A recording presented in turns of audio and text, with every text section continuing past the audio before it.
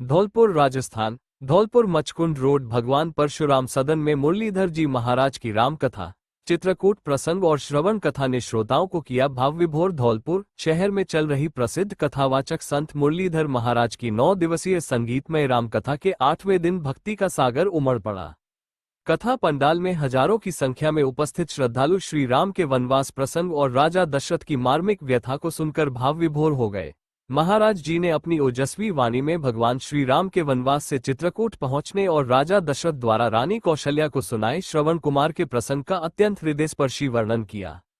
संगीतमय रामकथा के अवसर पर राजस्थान की पूर्व मुख्यमंत्री वसुंधरा राजे ने परशुराम सदन पहुंचकर श्री राम कथा सुनी और महाराज श्री से आशीर्वाद लिया और व्यासपीठ की पूजा आरती की। और पूर्व मुख्यमंत्री ने भी रामकथा के बारे में व्यासपीठ से कहा कि संत मुरलीधर महाराज रामकथा की गंगा में सभी श्रोताओं को डुबकी लगवाते हैं और स्वयं भी लगाते हैं। वसुंधरा राजे ने श्री राम भक्त सेवा समिति के संरक्षक श्री भगवान मित्तल सराफ एवं उनके सभी सहयोगियों को धौलपुर में श्री राम कथा करवाने के लिए धन्यवाद दिया। श्री राम का चित्रकूट प्रसंग, त्याग और मर्यादा का सर्वोच्च उदाहरण कथा व्यास मुरलीधर महाराज ने श्री राम के वनवास गमन का वृतांत सुनाते हुए कहा कि पिता के वचन को निभाने के लिए भगवान राम ने राजपाट का त्याग कर 14 वर्ष का वनवास स्वीकार किया। उन्होंने अयोध्या से निकलकर तमसा नदी, श्रृंगवीरपुर और फिर प्रयागराज पहुंचने के प्रसंगों का सजीव चित्रण किया। महाराज जी ने केवट प्रसंग का वर्णन करते हुए कहा कि भगवान राम ने केवट को न केवल अपनी सेवा का अवसर दिया, बल्कि उसे भवसागर से पार लगाने का वचन भी दिया। उन्होंने आगे बताया कि प्रयागराज में ऋषि भरद्वाज से आज्ञा लेकर भगवान राम, माता सीता और लक्ष्मण जी के साथ चित्रकूट की ओर प्रस्थान कर गए। महाराज जी ने चित्रकूट के महात्म्य पर प्रकाश डालते हुए कहा, चित्रकूट वह पावन भूमि है जहां प्रकृति और प्रभु का अद्भुत संगम है। यहां मंदाकिनी के तट पर श्री राम ने अपनी पर्णकुटी बनाई और वनवासियों के साथ प्रेमपूर्ण जीवन व्यतीत किया। उन्होंने समझाया कि चित्रकूट का अर्थ है जहां चित्त का कूट हो, अर्थात जहां मन की सभी वृत्तियां शांत होकर प्रभु में रम जाएं। भगवान राम ने यहां रहकर संतों और ऋषियों को आसुरी शक्तियों से मुक्ति दिलाई और धर्म की पुनर्स्थापना का मार्ग प्रशस्त किया। राजा दशरथ की व्यथा और श्रवण कुमार की कथा। इसके उपरांत मुरलीधर महाराज ने अयोध्या में राम के विरह में व्याकुल राजा दशरथ की पीड़ा का वर्णन कर पूरे पंडाल को शोकाकुल कर दिया। उन्होंने उस रात्रि का वृतांत सुनाया जब राजा दशरथ ने रानी कौशल्या को अपने अतीत में हुए एक अनजान पाप की कथा सुनाई थी। महाराज जी ने बताया कि किस प्रकार युवावस्था में राजा दशरथ शब्दभेदी बाण चलाने में निपुण थे। एक दिन सरयू नदी के तट पर जब उन्होंने जल भरने की ध्वनि सुनी तो किसी वन्य पशु के भ्रम में शब्दभेदी बाण चला दिया। ये बाण श्रवण कुमार को जा लगा, जो अपने नेत्रहीन माता पिता के लिए जल लेने आए थे। अंतिम सांसें गिनते हुए श्रवण कुमार ने राजा दशरथ से अपने प्यासे माता पिता को जल पिलाने की विनती की। जब राजा दशरथ जल लेकर उनके माता पिता के पास पहुंचे और पूरी घटना बताई तो पुत्र वियोग में तड़पते हुए माता पिता ने दशरथ को श्राप दिया, जिस प्रकार हम पुत्र वियोग में प्राण त्याग रहे हैं, उसी प्रकार तुम भी पुत्र वियोग में ही अपने प्राण त्यागोगे। इस प्रसंग को सुनाते हुए महाराज जी की वाणी भी गंभीर हो गई और उपस्थित श्रद्धालुओं की आंखें नम हो गईं।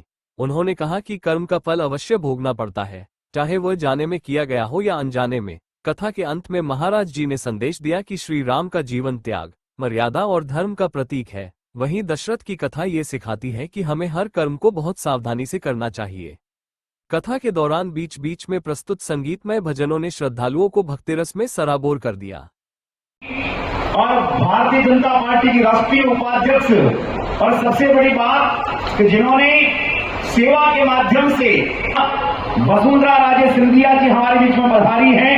एक बार इलाकों के अंदर नामों को नहीं सुना है, परंतु आज हमारे बीच में हमारे चंबल के किनारे धौलपुर के इलाके में पधारे हो, उसके लिए मैं सब जो यहाँ बैठे हुए हैं, ये सब पूरा परिवार की ओर से आपके चरणों में प्रणाम करके मैं, और उसको फिर भी अपने मन के लिए उसको करना है।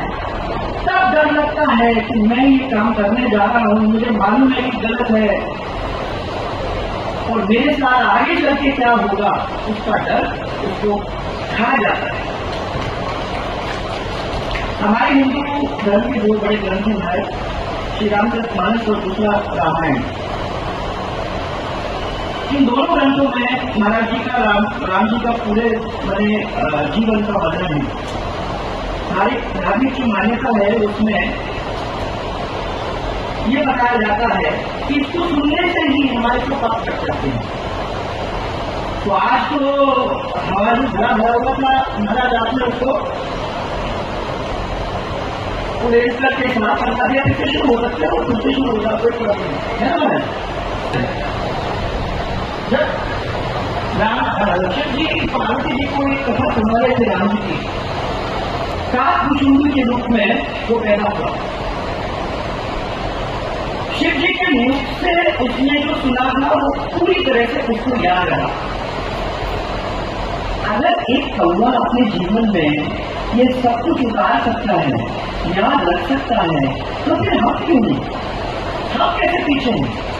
आज हम सब यहाँ जो बैठे हुए हैं, मैं समझती हूँ कि हमको ईश्वर ने एक मौका दिया है, एक मौका दिया है कि हृदय में राम को अपन लोग बताएं, एक मौका दिया है कि उनकी आदर्शों को, उनके आदेशों को अपने अंदर अपनाने की कोशिश करें, उनका अनुसरण करें। हम सब यहाँ जो बैठे हैं और मन में राम का नाम जपे, ये मौका हम लोगों को आज आपके भक्ति के द्वारा और आपके प्रवचन के द्वारा हम लोगों को मिला है।